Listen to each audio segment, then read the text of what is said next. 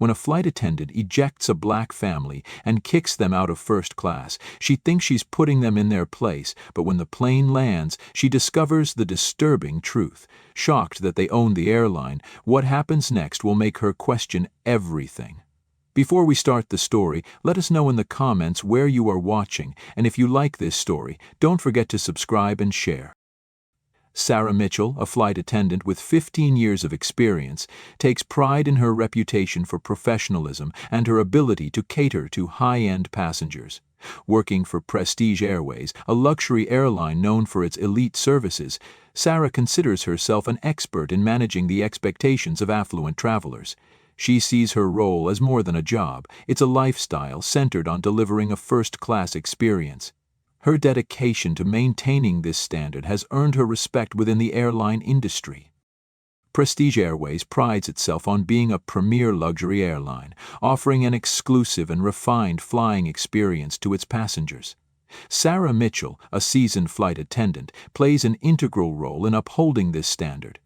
Known for her meticulous attention to detail and polished demeanor, Sarah ensures that every interaction reflects the airline's commitment to excellence. Her efforts contribute significantly to creating the sophisticated atmosphere that Prestige Airways is celebrated for among its high-end clientele. Michael and Olivia Carter board the flight with their 2 children, exuding an air of quiet confidence and elegance. Their attire is polished, and their demeanor is calm and respectful, reflecting the sophistication of seasoned travelers. However, Sarah Mitchell, the flight attendant, finds herself suspicious for reasons she cannot fully articulate. Despite their flawless presentation and valid first-class tickets, an unexplainable bias clouds her judgment, leaving her uneasy and questioning their place in the premium cabin. Although Michael and Olivia Carter hold valid first-class tickets, Sarah Mitchell, the flight attendant, cannot shake her lingering doubts about their presence in the premium section. From their polite demeanor to their well-dressed appearance, nothing about the family suggests they don't belong. Yet Sarah's instincts, clouded by an unacknowledged bias, drive her to scrutinize them more than any other passengers. She rechecks their tickets under the guise of verifying their reservation, even though the system clearly confirms their validity. Unsatisfied in seeking justification for her discomfort, Sarah decides to take action. Instead of welcoming the Carters to their assigned seats in the luxurious first-class section, she politely but firmly redirects them to seats near the back of the cabin, far from the panoramic windows and premium amenities. This decision, subtle yet calculated, sends a clear message: she believes they don't deserve the first-class experience. Michael and Olivia remain composed, refraining from making a scene. They quietly settle into their new seats, prioritizing their children's comfort over confrontation. However, the unease in their expressions is evident. Sarah, convinced she's made the right choice, continues her duties, oblivious to the deeper implications of her actions. Sarah Mitchell's decision to reassign Michael and Olivia Carter, along with their children, to less desirable seats creates an undercurrent of tension on the plane. While most passengers remain unaware of the specifics, a few notice the unusual delay at boarding and the subtle unease in the Carters' demeanor as they quietly take their seats. Seated far from the luxurious first-class amenities they paid for, the family maintains an air of grace and composure, refusing to let the moment escalate further. Michael, ever the calm and steady presence, focuses on setting up his children with their books and activities.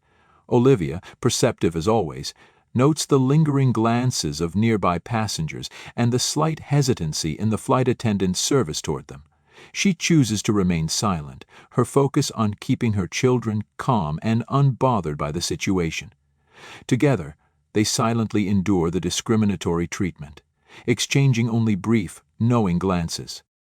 Meanwhile, Sarah carries on with her duties, unaware of the growing discomfort her actions have caused. Some passengers in first class begin to whisper, their curiosity piqued by the unusual scene.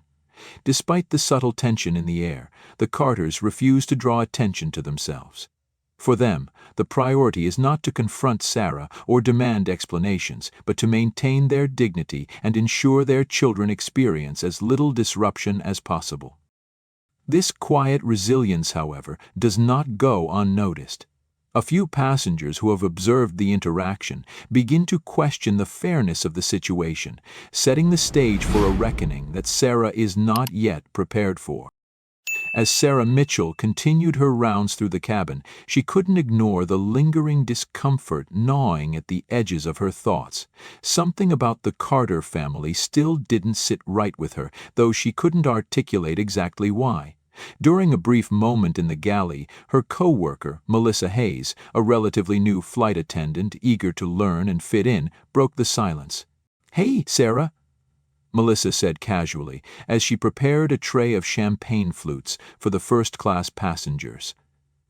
"That family in the back of first class, what's the story with them?" Sarah glanced toward the section where Michael and Olivia Carter sat quietly with their children. Her expression tightened, though she tried to mask it with a nonchalant shrug. "What do you mean?" she asked, her tone cautious. "I don't know," Melissa replied, glancing again toward the family. "They seem nice, polite, quiet. Just wondering if something's wrong. I noticed you moved them from their original seats. Did they request a change?" Sarah hesitated for a moment, her mind racing to formulate a response. She couldn't tell Melissa outright that she had acted purely on instinct, an instinct she now realized might not have been as neutral as she wanted to believe. Instead, she leaned against the counter, lowering her voice. "It's not about them being rude or anything," she began, careful with her words. "But you know, sometimes you just get a feeling about people." Melissa frowned slightly, her curiosity piqued. "A feeling?" she echoed, tilting her head. "What kind of feeling?" Sarah exhaled sharply, frustrated that Melissa wasn't immediately understanding. "I've been doing this for 15 years, Melissa. You develop an instinct for who might cause issues. It's not always something obvious. Sometimes it's subtle, but you learn to trust your gut." Melissa nodded slowly, though she didn't look entirely convinced. "But they haven't done anything, right? I mean, they've been quiet the whole time." Sarah's defenses kicked in at Melissa's observation. "Look, it's not just about what's happening now," she said firmly, her tone growing sharper. "It's about anticipating problems before they happen. That's what keeps flights running smoothly. And honestly, something about them seemed off." Melissa glanced toward the Carters again, her expression softening as she observed Olivia quietly helping her child with a travel activity book, while Michael leaned back in his seat, reading. They looked peaceful, even dignified, despite their relocation to less desirable seats. "They don't seem like the type to cause trouble," Melissa said cautiously.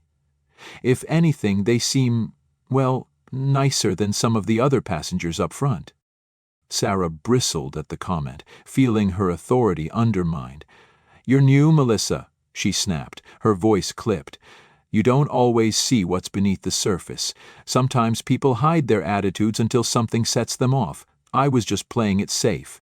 Melissa looked down at the tray in her hands, sensing that any further questioning would only escalate the tension. "Okay," she said softly, her tone neutral.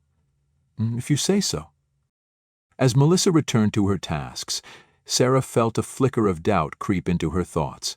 She glanced toward the Carters again, her gaze lingering for a moment too long. Though she tried to rationalize her actions, a small voice in the back of her mind whispered that Melissa might be right. But Sarah quickly dismissed it, determined to stand by her choices, even as the unease continued to grow.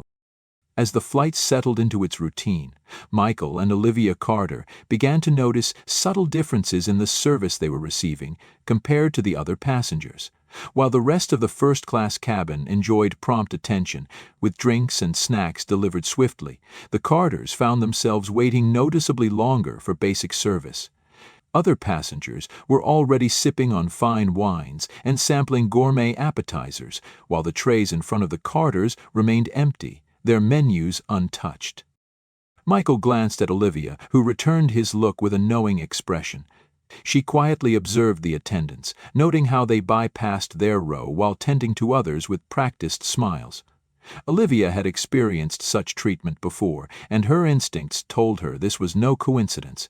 Still, she chose to remain calm, her primary focus on ensuring the children were content. She adjusted her son's blanket and opened a travel activity book for her daughter, her movements graceful despite the growing frustration in her eyes. Michael leaned back in his seat, crossing his arms as he discreetly surveyed the cabin. His calm exterior masked the irritation building within him.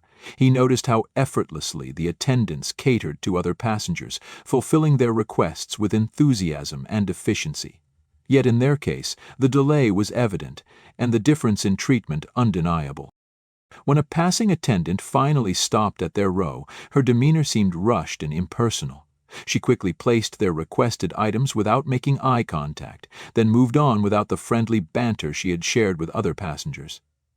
Olivia smiled faintly, but the gesture didn't reach her eyes. Michael muttered a quiet thank you, his tone measured, though his frustration was apparent. As the disparity in service became increasingly noticeable, the Carters exchanged quiet words. "This isn't just slow service," Olivia whispered, her voice firm but calm. "They're making a point." Michael nodded, his jaw tightening.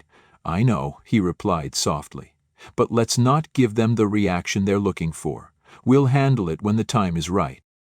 Despite the discomfort, the Carters maintained their composure, refusing to let the biased treatment define their journey. Yet, the tension around them grew as a few observant passengers began to notice the stark contrast in how the family was being treated. As the flight progressed, the uneven treatment of Michael and Olivia Carter did not go unnoticed by the other passengers. One man, seated a few rows ahead, had been observing the interactions with growing unease. He had noticed the Carters' calm demeanor and quiet patience, contrasted sharply by the subtle indifference from the cabin crew. Finally, unable to hold back any longer, he decided to speak up. During a moment when Sarah Mitchell passed near his seat, the man addressed her directly. "Excuse me," he said, his tone polite but firm. "I couldn't help but notice that the family in the last row of first class has been waiting an unusually long time for service. Is there a specific reason for this?" Sarah froze momentarily, caught off guard by the question. She quickly regained her composure and responded with a practiced smile. "Everything is under control, sir," she said smoothly. "We're simply ensuring all passengers are attended to properly." The man raised an eyebrow, clearly unimpressed by her answer. "Under control?" he repeated. "It seems to me that every other passenger has received prompt and attentive service except for them. That doesn't look very appropriate, does it?" His words carried through the cabin, drawing the attention of several nearby passengers. Quiet murmurs began to ripple through the first-class section as people exchanged glances, some turning to look at the Carters. Their calm and composed demeanor only served to highlight the disparity in treatment. Sarah's smile tightened as she tried to maintain her authority. "I assure you, sir, we are doing our best to accommodate everyone," she replied, her voice slightly strained. The man regarded her for a moment longer, then gave a curt nod. "Good," he said evenly, his gaze steady, "because when people pay for first-class service, they expect to be treated equally, don't you think?" With that, he returned to his seat, leaving Sarah visibly unsettled. The murmurs among the passengers continued, and the atmosphere in the cabin subtly shifted. While Sarah tried to dismiss the exchange, the growing awareness among the passengers signaled that her actions would not go unnoticed much longer. As the flight continued, Michael Carter felt a mounting need to address the situation without causing a scene. While he and Olivia had maintained their composure, the biased treatment was unmistakable. The delayed service, lack of acknowledgement, and dismissive demeanor of Sarah Mitchell, the lead flight attendant, were not only unprofessional but pointedly unfair. Michael exchanged a glance with Olivia, who gave a small nod of support, understanding his intent, without a word spoken. Michael rose from his seat calmly, ensuring not to disturb the passengers around him. His tall frame moved gracefully through the cabin as he approached the galley area. Spotting a junior flight attendant, he offered a polite smile. "Excuse me," he said in a low voice.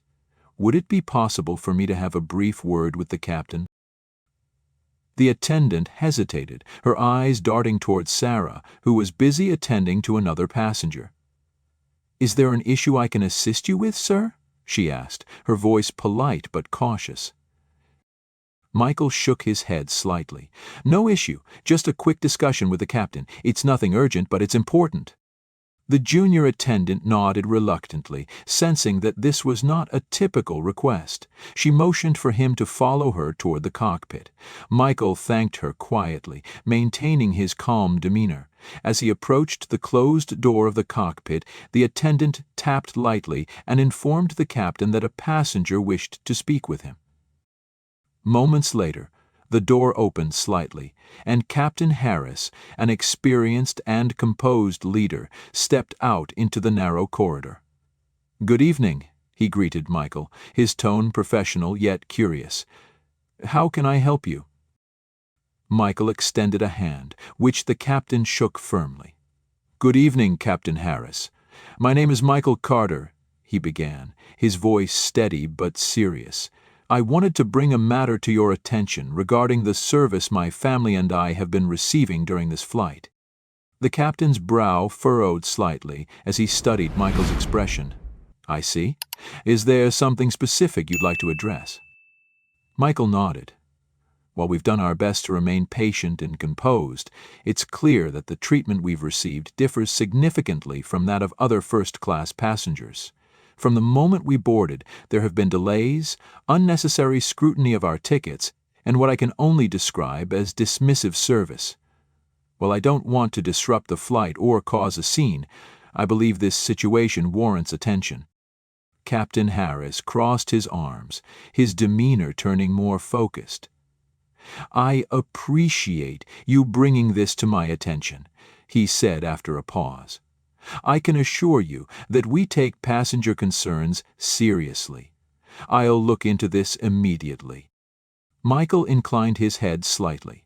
"I trust that you will. Thank you for your professionalism, Captain. I didn't feel it was necessary to address this directly with the crew member in question, as I prefer to resolve matters discreetly." The captain nodded. "Understood, Mr. Carter. I'll handle this appropriately." As Michael returned to his seat, he noticed Olivia's inquisitive glance. He gave her a small, reassuring nod, indicating that the matter was being addressed. Olivia didn't press for details. She trusted Michael's judgment implicitly. Meanwhile, Captain Harris summoned Sarah to the galley area, away from the other passengers. "Sarah," he began, his tone firm but measured, "a passenger has raised concerns about the service being provided in first class, particularly to one family. Can you explain?" Sarah stiffened slightly, but her face remained composed. "I've been doing my best to manage all the passengers," she replied, carefully choosing her words. "If there have been delays, it's only because we're understaffed tonight." The captain's eyes narrowed slightly, his years of experience enabling him to detect deflection. "The passenger specifically mentioned delays and differential treatment toward the family in the last row of first class. Is there anything you need to tell me?" Sarah hesitated, then shook her head. "I don't believe I've treated anyone unfairly, Captain. I've been following protocol." Captain Harris studied her for a moment before nodding curtly. "Very well. Just ensure that the rest of the flight runs smoothly and that all passengers receive the level of service they're entitled to, without exception." "Of course, Captain," Sarah replied, her tone clipped. As the captain returned to the cockpit, Sarah felt a pang of unease. It was rare for a passenger to go directly to the captain with a complaint, and she couldn't shake the feeling that there was more to this family than met the eye. Still, she convinced herself that her actions were justified, chalking up the captain's intervention to an overly sensitive passenger. Back in their seats, Michael and Olivia exchanged a quiet conversation. "Do you think he'll do anything?" Olivia asked softly, her voice steady but tinged with concern.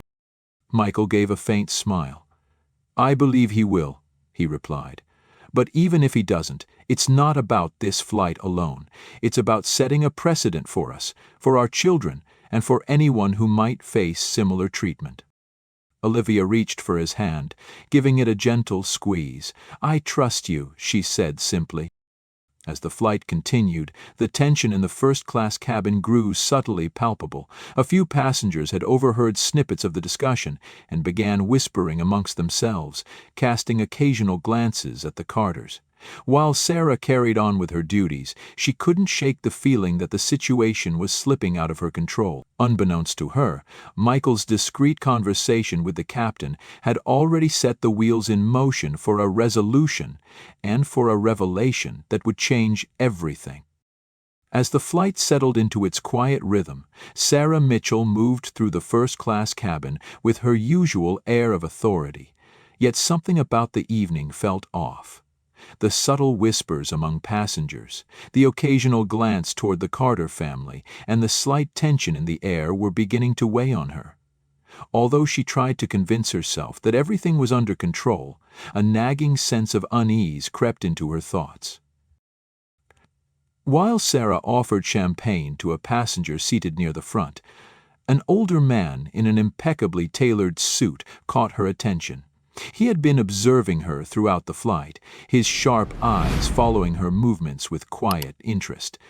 As she approached him to refill his glass, he spoke up, his tone calm but deliberate. "Miss," he said, his voice cutting through the low hum of conversation, "a word of advice, if I may?" Sarah straightened slightly, her professional demeanor intact, though her curiosity was piqued. "Of course, sir," she replied with a polite smile. The man leaned back in his seat, swirling the champagne in his glass. "In this line of work," he began, "professionalism isn't just about how you handle the easy passengers. It's about how you treat everyone, especially when you think no one's watching." Sarah blinked, the comment catching her off guard. Her smile faltered for the briefest moment before she regained her composure. "I appreciate the advice," she said smoothly. "I always strive to treat all passengers with the highest level of service." The man raised an eyebrow, his expression unreadable. "Do you?" he asked, his tone mild but carrying a weight that made Sarah's stomach twist. "Because from where I'm sitting, it seems like some passengers are receiving a very different experience tonight." Her heart skipped a beat, though she quickly masked her unease. "I assure you, sir," she said firmly, "all passengers are being treated equally." The man took a sip of his drink, never breaking eye contact. When he set the glass down, his voice dropped slightly, forcing Sarah to lean in to catch his next words. "You never know who might be watching," he said, his tone cryptic, "or who they might be." With that, he leaned back in his seat, dismissing her with a small wave of his hand. Sarah forced a smile and stepped away, but the man's words echoed in her mind. She glanced toward the Carter family, seated at the back of the first-class section. They were quiet, as they had been throughout the flight, but their presence now felt heavier, more significant. As she continued her rounds, the uneasy feeling grew. Sarah replayed the man's words in her head, trying to decipher their meaning. Was he implying that someone on the flight was important? Could he have been referring to the Carter family?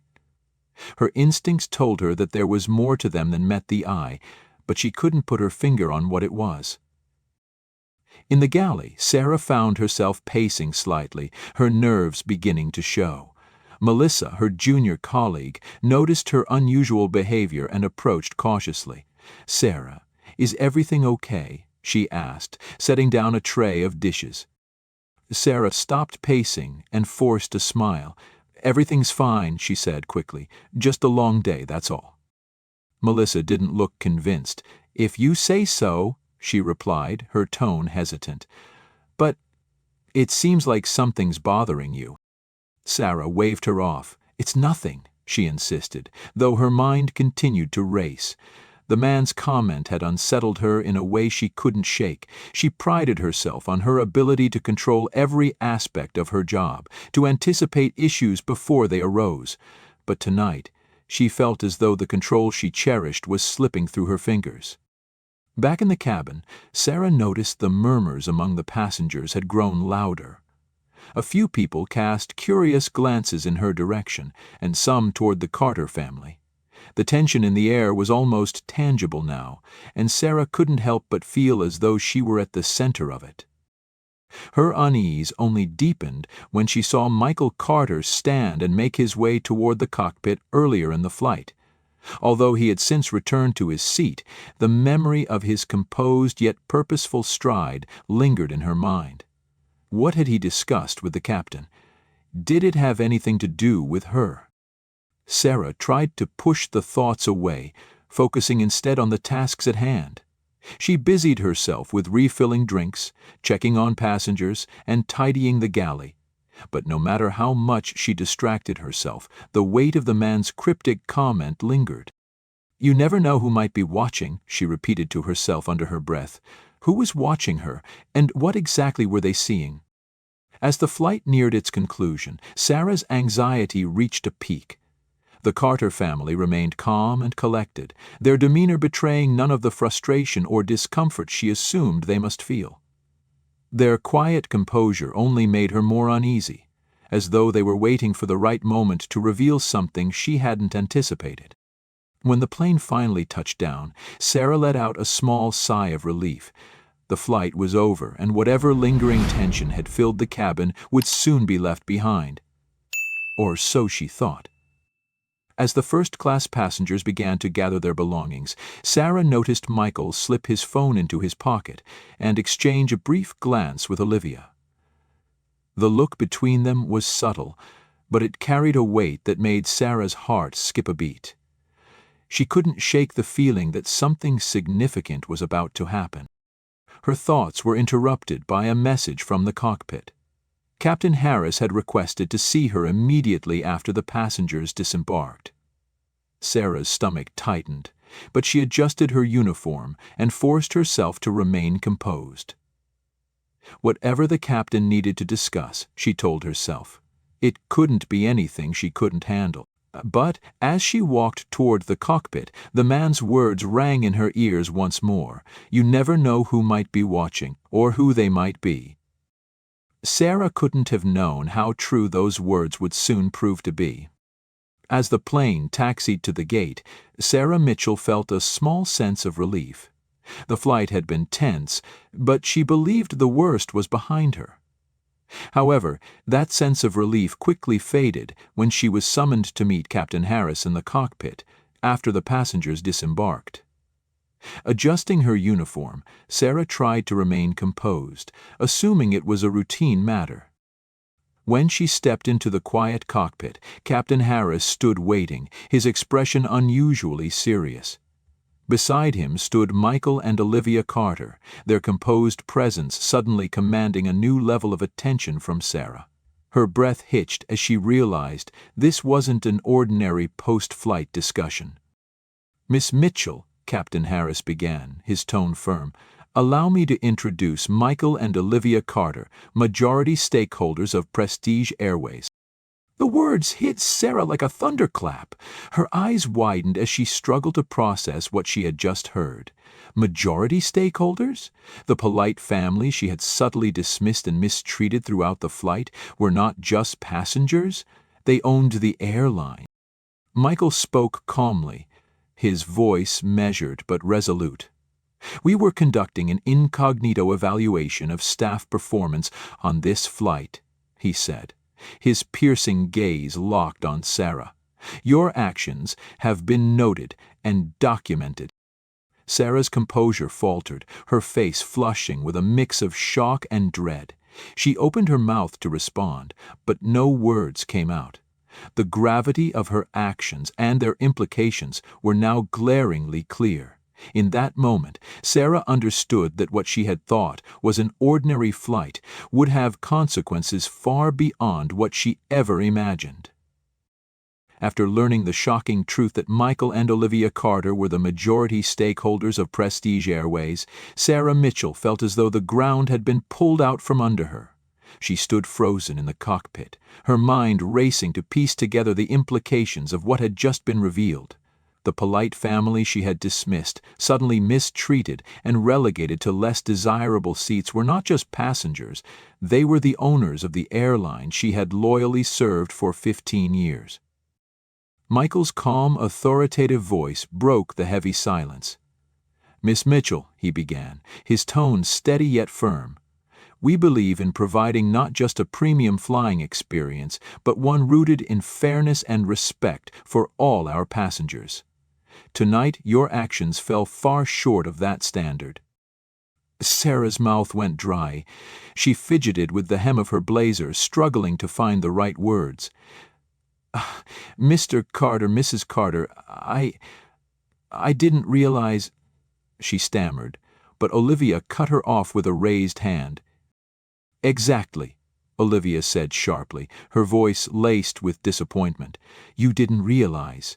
You made assumptions about us based on what exactly? Our appearance? Our presence in first class?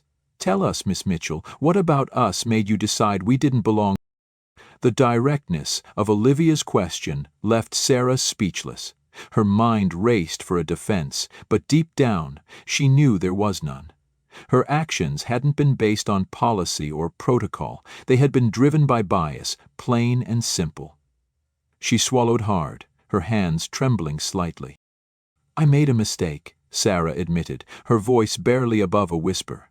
"It was a lapse in judgment. I truly didn't mean any harm." Michael raised an eyebrow, his expression unreadable. "A lapse in judgment?" he echoed. "Miss Mitchell, this isn't just about a single moment. Your choices reflected a pattern of behavior, delayed service, dismissive treatment, and the deliberate decision to move our family to less desirable seats. All of this despite our valid first-class tickets. That's not a lapse, that's discrimination." Sarah felt her heart sink.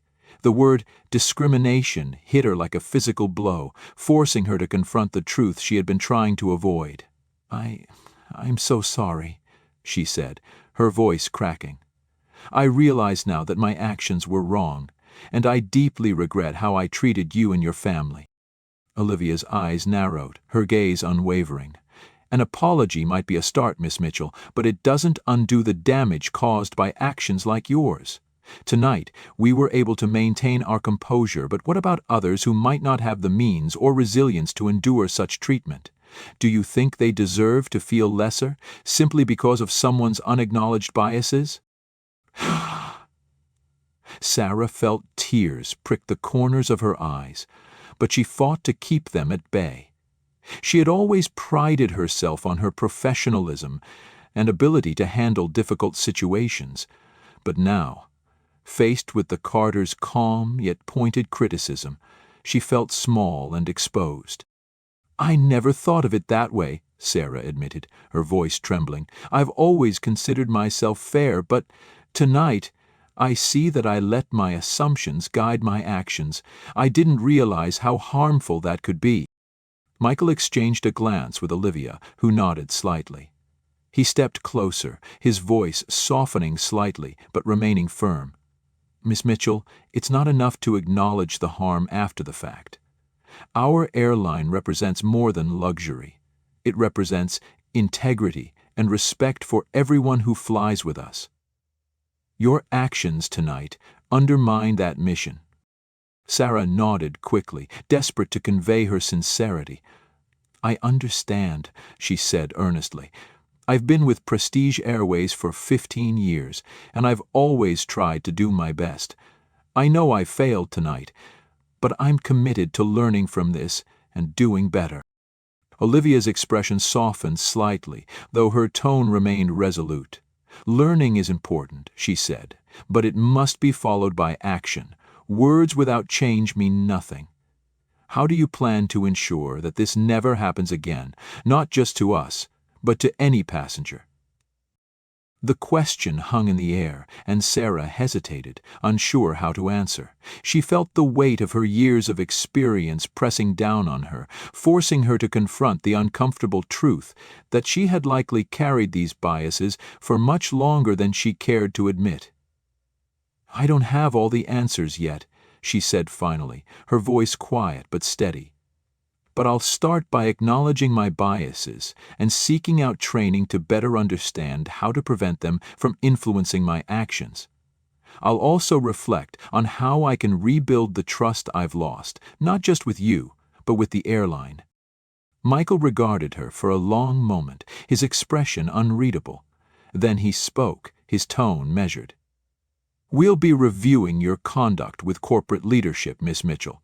While we appreciate your willingness to learn and grow from this experience, there will still be consequences for your actions." Sarah nodded, her throat tightening.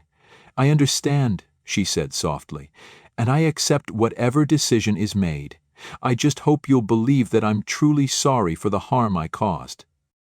Michael's gaze softened, though his words remained firm. "Regret is a start," he said, "but accountability and change are what matter most.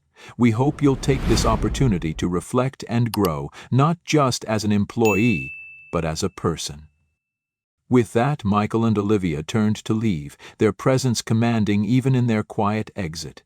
Sarah stood motionless, her mind a storm of regret and self-recrimination. The weight of their words lingered, forcing her to confront the biases she had carried for years, and the damage they had caused not just tonight, but perhaps in countless other moments she had justified or ignored. As Captain Harris re-entered the room, his expression was a mix of professionalism and pity. "Miss Mitchell," he said evenly, "corporate will contact you tomorrow to discuss the next steps. For now, I suggest you take the evening to reflect." Sarah nodded numbly, murmuring a quiet "thank you" before exiting the cockpit. Walking down the jet bridge, she felt the fluorescent lights above casting harsh shadows that mirrored the turmoil within her. By the time she reached her car, the reality of the night had fully sunk in. Her career, her reputation, and her sense of self had all been irreversibly altered by the choices she had made, and the courage of a family who refused to let those choices go unchallenged. Sarah Mitchell sat stiffly in the airline's VIP lounge, her hands clasped tightly in her lap. Across from her sat Michael and Olivia Carter, their expressions calm yet resolute. The weight of the moment was crushing, and Sarah felt as though the room itself were closing in around her. Captain Harris had informed her earlier that the Carters, as majority stakeholders of Prestige Airways, were not only aware of her actions during the flight, but had serious concerns about her behavior. Now, face to face with the family she had wronged, she braced herself for what was to come. Michael began, his voice steady and deliberate. "Miss Mitchell, let me start by saying that we didn't enter this flight intending to have this conversation. Tonight was meant to be a quiet evaluation of staff performance. Unfortunately, your actions have made it necessary for us to address an issue far more serious than we anticipated." Sarah swallowed hard, nodding slightly. I understand," she murmured, her voice trembling. I realize now that my actions were inappropriate." "Then don't do it again." Olivia leaned forward slightly, her eyes fixed on Sarah with an intensity that made her shift uncomfortably. "Inappropriate doesn't even begin to cover it," she said firmly. "Let's be clear, Miss Mitchell. Your behavior toward our family was discriminatory. From the moment we boarded, you treated us differently, not based on our conduct or our tickets, but on assumptions you made about us." Sarah's cheeks flushed with shame. She looked down at her hands, unable to meet Olivia's piercing gaze. "I'm deeply sorry for how I treated you and your family," she said quietly. "I made assumptions that I shouldn't have, and I let those assumptions influence my actions. It was wrong." Michael's expression softened slightly, but his tone remained firm. "Acknowledging your mistakes is a step in the right direction," he said. But apologies alone aren't enough. What happened tonight wasn't just a lapse in judgment, it was a failure to uphold the values that this airline stands for. Olivia nodded in agreement. Prestige Airways is built on the promise of respect, fairness, and exceptional service for every passenger, she added. Your actions undermined that promise. What message does it send when someone in your position decides who is or isn't worthy of first-class treatment?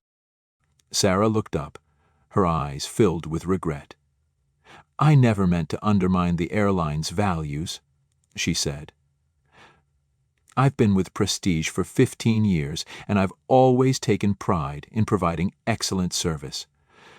I don't know what came over me tonight, but I see now that I failed to live up to the standards I've worked so hard to maintain. Olivia's gaze didn't waver. 15 years is a long time, she said, and yet, tonight you allowed biases, whether conscious or unconscious, to dictate your behavior. This isn't just about one flight, Miss Mitchell. It's about the broader implications of your actions and how they affect not only the passengers you serve, but also the reputation of this airline. Michael leaned forward, his tone softening slightly but remaining firm. Accountability, Miss Mitchell, is the cornerstone of any organization that values integrity. Tonight, your actions fell far short of the standards we expect from our staff. As majority stakeholders, it's our responsibility to ensure that every employee represents the values of Prestige Airways. And when someone fails to do that, they must be held accountable, not just for the sake of the passengers, but for the sake of the company as a whole. Sarah nodded, her throat tight with emotion. I understand, she said, her voice cracking slightly. I take full responsibility for my actions, and I'm committed to learning from this experience. I don't want this mistake to define me. Olivia's expression softened slightly, though her tone remained resolute. It's not enough to simply move forward as though nothing happened, she said. You need to reflect on why this happened and take meaningful steps to ensure it doesn't happen again. That's what accountability looks like. Not just acknowledging the harm, but actively working to prevent it in the future. Michael sat back in his chair, studying Sarah intently. This isn't an easy conversation, he said, and it's not meant to be, but it's necessary, because when situations like this go unaddressed, they don't just harm the individuals involved, they erode trust in the organization as a whole. And that's something we cannot allow.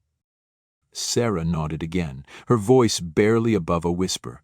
I understand. I know I can't undo what I did, but I promise I'll do everything in my power to make things right. Olivia raised an eyebrow, her gaze unwavering.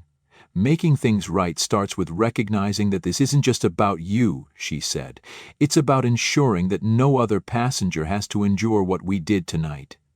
It's about fostering a culture of respect and equality, both within the airline and in how we serve others. The room fell silent for a moment, the weight of Olivia's words hanging heavily in the air. Sarah felt tears prick the corners of her eyes, but she blinked them away, determined to maintain her composure. Michael broke the silence, his tone measured but firm. Miss Mitchell, we will be escalating this incident to corporate leadership. While we appreciate your willingness to take responsibility, there will be consequences for your actions. What those consequences look like will depend on your willingness to take this as a learning opportunity and actively work toward change. Sarah nodded, her voice steady despite the turmoil inside her. I accept that, she said, and I'm truly sorry for the harm I caused. I hope I can earn back the trust I've lost. Michael stood, signaling that the conversation was coming to an end. Olivia followed, her expression softer but still resolute.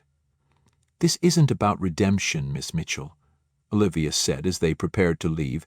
It's about accountability. Words are a start, but actions will determine whether you've truly learned from this experience. With that, the Carters exited the lounge, leaving Sarah alone with her thoughts. The echoes of their footsteps faded, but their words remained, resonating deeply within her. For the first time in her career, Sarah felt the full weight of her responsibility not just to the airline, but to the values she had failed to uphold. And as the silence of the lounge enveloped her, she resolved to confront the biases she had ignored for too long, knowing that accountability was only the first step on a much longer journey. A day after the flight that had upended Sarah Mitchell's carefully cultivated career, she sat at her kitchen table, staring at the email from Prestige Airways' corporate office. The subject line read, "Decision regarding suspension, Sarah Mitchell." Her stomach churned as she opened it, the words on the screen blurring as she skimmed the message. Her worst fears were confirmed. Her actions on the flight had been deemed unprofessional and discriminatory, leading to her immediate suspension pending further review. The email was clinical, stripped of emotion. It outlined the company's commitment to upholding its values of fairness and inclusivity, values Sarah had failed to reflect during her interaction with the Carter family.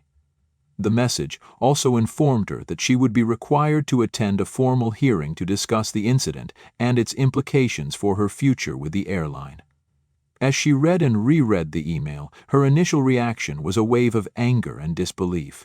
After 15 years of loyal service, was this how the company repaid her? She had given so much to Prestige Airways, her time, her energy, her commitment to excellence. But as the initial surge of defensiveness subsided, Sarah was left with an overwhelming sense of guilt. The suspension forced her to confront not only the consequences of her actions, but also the underlying biases she had ignored for years. It wasn't just about this one incident. The email made that painfully clear. This was a pattern, one she had never truly acknowledged until now. Sarah's mind drifted back to the flight.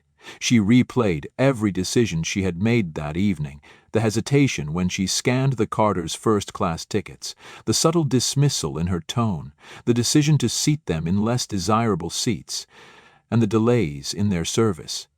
At the time, she had rationalized each choice as part of her instincts as a seasoned flight attendant. Now she saw those choices for what they were, prejudiced assumptions rooted in biases she hadn't wanted to admit she held. She thought of Michael and Olivia Carter, their calm dignity in the face of her treatment. Their quiet composure had been more powerful than any confrontation could have been. They hadn't raised their voices or demanded apologies. Instead, they had let her actions speak for themselves, trusting that the truth would come to light, and it had. For the first time in years, Sarah began to question the image she had of herself. She had always seen herself as a professional, someone who upheld the highest standards of service. But now she was forced to reckon with the gap between who she thought she was and how she had acted. The Carter family hadn't just exposed her mistakes, they had exposed a part of herself she wasn't proud of. That night, Sarah couldn't sleep. She sat in her living room, scrolling through articles and resources about unconscious bias and discrimination. Terms like implicit bias and microaggressions took on new meaning as she began to recognize how her behavior had reflected these concepts. She read stories from others who had faced discrimination in subtle yet impactful ways, and each story deepened her understanding of the harm she had caused. By morning, Sarah realized that understanding her biases wasn't enough. She needed to take action. She reached for her phone and hesitated before dialing her younger sister Rachel. Their relationship had been strained for years, partly because of Sarah's dismissive attitude toward Rachel's work as a diversity and inclusion consultant. But now Sarah knew Rachel was the only person who could guide her. When Rachel answered, her voice was cautious. "Sarah, it's been a while. What's going on?" There was a long pause before Sarah responded. "I need your help," she admitted, her voice trembling. "I messed up, big time, and I don't know where to start." Rachel listened as Sarah recounted the events of the flight and the subsequent suspension. When Sarah finished, there was a long silence on the other end of the line. Finally, Rachel spoke, her tone both compassionate and firm. "It sounds like you've got a lot of work to do, Sarah. she said, "but the fact that you're reaching out is a start." Over the next few weeks, Rachel helped Sarah map out a plan for self-reflection and growth. She recommended books, online courses, and workshops focused on understanding and addressing unconscious bias. She also suggested that Sarah journal about her experiences, encouraging her to unpack the assumptions and beliefs that had shaped her behavior. As Sarah immersed herself in this work, she began to see the world and herself through a different lens. She realized how often she had let her biases influence her decisions, not just at work, but in her everyday life. It was a painful process, but it was also transformative. Slowly, she began to understand that true professionalism wasn't just about following protocols or maintaining a polished demeanor. It was about treating every person with respect and dignity, regardless of her own assumptions. Her suspension dragged on, and the uncertainty about her future with Prestige Airways loomed over her. But Sarah chose to see this time as an opportunity for growth rather than punishment. She began volunteering at a local nonprofit that focused on workplace equity and inclusion, using her experience in the airline industry to contribute to training programs. It was humbling work, and it gave her a sense of purpose she hadn't felt in years. Months later, Sarah was called back to meet with Prestige Airways' leadership team. She entered the room with a mix of nerves and determination, armed with a portfolio detailing the steps she had taken to address her biases and rebuild her understanding of fairness in customer service. She didn't know whether the company would reinstate her, but she knew she had done everything in her power to grow from the experience. As she sat across from the executives, she spoke candidly about her journey. "This suspension has been the hardest period of my life," she admitted, "but it's also been the most eye-opening. I've learned that acknowledging mistakes isn't enough. You have to actively work to change, and that's what I've been doing." The leadership team listened carefully, impressed by Sarah's honesty and the concrete steps she had taken. While they emphasized that her actions on the flight had been unacceptable, they also recognized her commitment to growth. Ultimately, they decided to reinstate her, but with conditions. She would undergo ongoing diversity training and serve as a mentor for new flight attendants, helping them understand the importance of inclusivity. Sarah left the meeting feeling a mix of relief and resolve. She knew she had been given a second chance not just in her career, but in her life. From that day forward, she vowed to carry the lessons she had learned, ensuring that her actions reflected the values she had once failed to uphold. Looking back, Sarah realized her suspension wasn't just a consequence, it was a turning point. It had forced her to confront her biases, take accountability, and strive for the kind of growth that transcends the workplace. And for that, she was grateful. Sarah Mitchell sat in her quiet apartment, the weight of the last few weeks pressing heavily on her chest. Her suspension from Prestige Airways had left her not only without work, but also without the sense of identity and pride she had built over 15 years as a flight attendant. She had spent countless hours replaying her actions during that fateful flight, confronting the biases she had tried to ignore for so long. The Carter family's poised and composed demeanor haunted her, not because they had been confrontational, but because they hadn't needed to be. Their silence had spoken louder than words, exposing the flaws in her actions and forcing her to see herself in a light she could no longer avoid. That evening, as the glow of her laptop illuminated the darkened room, Sarah found herself typing the words "unconscious bias" in the workplace into a search engine. The screen filled with articles, studies, and personal essays, each one confronting issues she had spent her career blissfully unaware of. She clicked on the first link, an article outlining the concept of implicit bias, the attitudes and stereotypes people unconsciously hold that influence their behavior. The examples felt uncomfortably familiar, treating certain people differently based on appearance, assuming intent or character without evidence, and failing to address these biases because they seemed so subtle or instinctive. Sarah's heart sank as she recognized her own actions in these descriptions. The article explained how biases are often ingrained through cultural conditioning and personal experiences, yet their impact is no less damaging. She clicked through more articles, her understanding deepening with each paragraph. She read about microaggressions, those small, often unintentional slights that communicate bias, and how they can accumulate to create a hostile environment for those on the receiving end. Each term, each example added a new layer to her realization of the harm she had caused. But reading wasn't enough. Sarah knew she needed to do more. She thought of Rachel, her younger sister, who had spent years working as a diversity and inclusion consultant. Their relationship had been strained for some time, partly because Sarah had always dismissed Rachel's work as overly idealistic or unnecessary.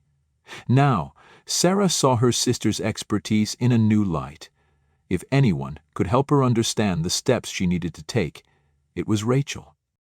Nervously, Sarah picked up her phone and stared at Rachel's number in her contacts. They hadn't spoken in months, their last conversation a brief and superficial exchange at a family gathering. Taking a deep breath, Sarah pressed the call button. The phone rang several times before Rachel answered, her voice cautious but warm. "Sarah?" Rachel said. "It's been a while. How are you?" Sarah hesitated, her voice catching in her throat. "Rachel, I need your help," she finally said, her tone uncharacteristically vulnerable. "I've made some mistakes, and I don't know where to start fixing them." Rachel was silent for a moment, and Sarah imagined her processing the unexpected call. "Okay," Rachel said carefully. "What's going on?" Over the next few minutes, Sarah recounted the events of the flight and the suspension that had followed. She admitted to the assumptions she had made about the Carter family and the discriminatory actions those assumptions had led to. As she spoke, her voice cracked with shame, and she could feel the weight of her sister's silence on the other end of the line. When Sarah finished, Rachel took a deep breath. "Sarah," she began, her voice calm but firm, "this is a lot to unpack, but I'm glad you called. It takes courage to admit when you've been wrong, especially about something as deeply rooted as bias." "I don't know where to start," Sarah admitted. "I've been reading about unconscious bias and discrimination, but it feels so overwhelming. How do I even begin to change something I didn't realize I was doing?" Rachel's tone softened. "The first step is exactly what you're doing, acknowledging that the problem exists and being willing to learn. But it's going to take more than reading a few articles. You need to reflect deeply on your own beliefs and behaviors, and you need to commit to ongoing education and action." Rachel suggested they create a plan together. Over the next few days, she sent Sarah a list of resources, books, online courses, and workshops that addressed topics like implicit bias, cultural competence, and inclusive leadership. She encouraged Sarah to keep a journal where she could record moments of self-reflection and document situations where she noticed her biases creeping in. The goal, Rachel explained, is to become more self-aware so you can catch those moments before they affect your behavior. Sarah threw herself into the work with a determination she hadn't felt in years. She started with the book Rachel had recommended, one that combined personal narratives with research on systemic inequality. The stories of people who had experienced discrimination resonated deeply, and Sarah found herself crying more than once as she imagined how the Carters must have felt during the flight. She also enrolled in an online course on unconscious bias, where she learned how biases are formed and how they manifest in different settings. The course included exercises designed to help participants recognize their own biases and develop strategies for mitigating them. One exercise asked Sarah to reflect on a time when she had made an assumption about someone based on their appearance or background. She immediately thought of the Carters and wrote a lengthy entry in her journal, detailing every moment of the flight from a new perspective. As Sarah worked through these resources, she began to notice her biases not just in hindsight but in real time. On a trip to the grocery store, she caught herself making assumptions about a customer based on their clothing. At first, the realization made her feel ashamed, but Rachel reminded her that noticing these thoughts was progress. You can't change what you don't acknowledge, Rachel said. The important thing is to challenge those thoughts and reframe them. Sarah also began attending virtual workshops where participants shared their experiences with bias and discrimination. Hearing others' stories gave her a broader understanding of how pervasive these issues were and how they affected people in ways she had never considered. She realized that her actions on the flight were part of a larger pattern of behavior, one that she had the power and responsibility to change. One evening, Rachel called to check in on Sarah's progress. "How are you feeling about everything?" she asked. "It's been humbling," Sarah admitted. "I'm seeing parts of myself that I don't like, but I'm also learning how to be better. I'm not sure I'll ever make up for what I did, but I want to try." Rachel's voice was warm. "That's all anyone can ask, Sarah. Growth is a process, and you're doing the work. Just remember, it's not about perfection, it's about progress." Over the next few months, Sarah's perspective continued to shift. She reached out to the nonprofit where she had started volunteering, offering to use her experience in the airline industry to help develop training programs for employees. She also spoke at workshops, sharing her story as a cautionary tale and encouraging others to reflect on their own biases. Through it all, Sarah remained in contact with Rachel, who became both a guide and a sounding board. Their relationship, once strained, grew stronger as Sarah opened herself up to vulnerability and growth. For the first time in years, Sarah felt a sense of purpose that went beyond her job. She was no longer simply trying to repair her career. She was trying to rebuild herself into someone she could be proud of. Looking back, Sarah realized that the suspension from Prestige Airways had been both a wake-up call and an opportunity. It had forced her to confront uncomfortable truths about herself and take steps toward meaningful change. And while the road ahead was still long, she was determined to keep moving forward, one step, one conversation, and one choice at a time. With her sister Rachel's guidance, Sarah Mitchell began taking concrete steps toward personal growth. The process wasn't easy, but Sarah recognized that it was essential if she hoped to truly address the harm her actions had caused. Rachel, a seasoned diversity and inclusion consultant, provided Sarah with a roadmap to begin her journey. The first step was self-reflection. Rachel encouraged Sarah to keep a journal where she documented her thoughts, behaviors, and moments of bias she noticed in herself. Initially, Sarah struggled to admit the depth of her assumptions, but the act of writing forced her to confront uncomfortable truths. She wrote extensively about the flight with the Carter family, analyzing every decision she had made and recognizing how her biases had shaped her actions. Next, Sarah enrolled in several programs focused on unconscious bias, inclusivity, and cultural competence.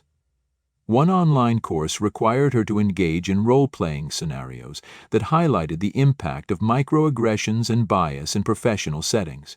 Through these exercises, Sarah gained insight into how small, seemingly insignificant actions could contribute to larger patterns of harm. She also attended workshops where participants shared personal stories of discrimination, giving Sarah a deeper understanding of how her behavior could affect others. In addition to formal education, Sarah sought out opportunities to engage with diverse perspectives. She joined a local community group dedicated to promoting equity and inclusion, where she listened to people from various backgrounds share their experiences. These interactions were eye-opening, forcing Sarah to reconsider long-held assumptions and appreciate the complexity of individual identities. Throughout the process, Rachel remained a steady source of support and accountability. She challenged Sarah to dig deeper, to move beyond surface-level understanding, and to apply what she was learning in her daily life.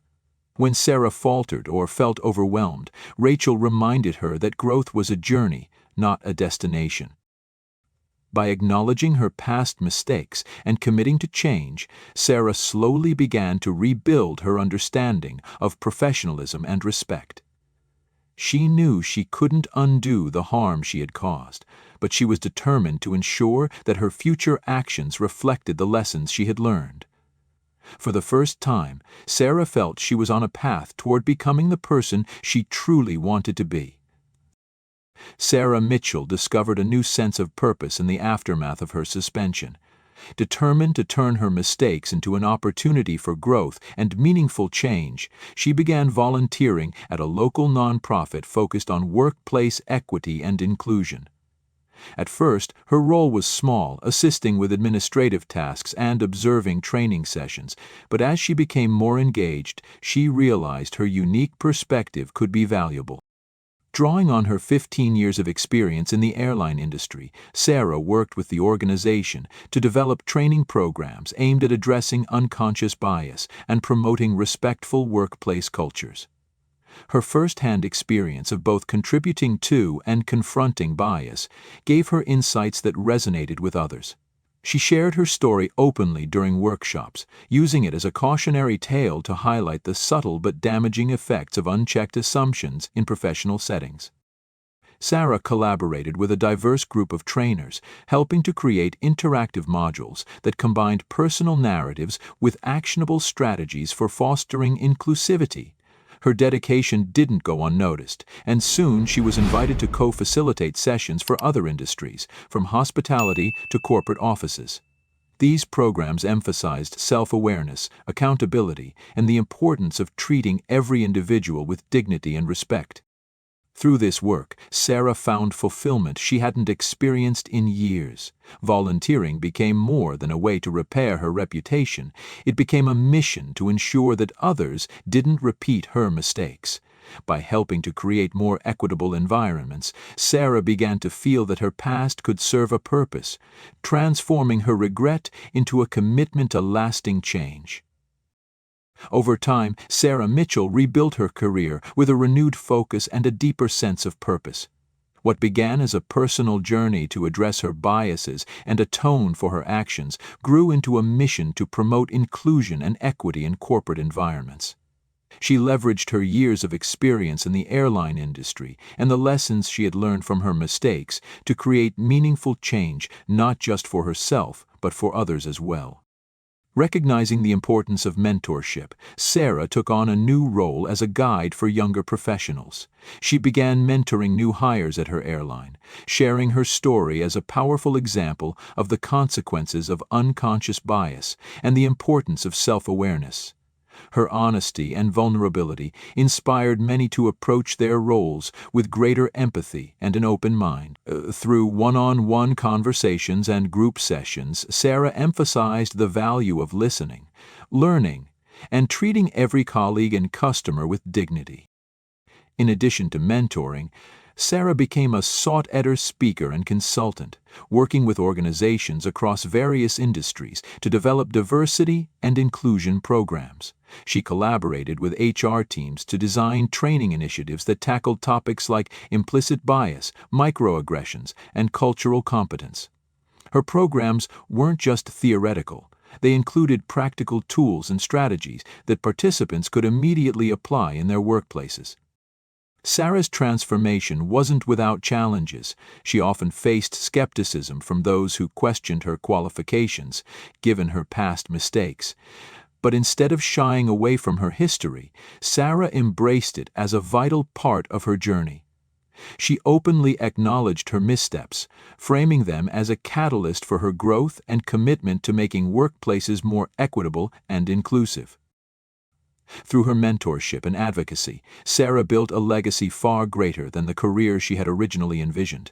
Her work not only helped others, but also gave her a profound sense of purpose, showing that even the most painful mistakes can lead to meaningful change when met with accountability and determination. If you enjoyed this story, be sure to like and share your thoughts in the comments section below. Don't forget to subscribe to the channel for more stories like this.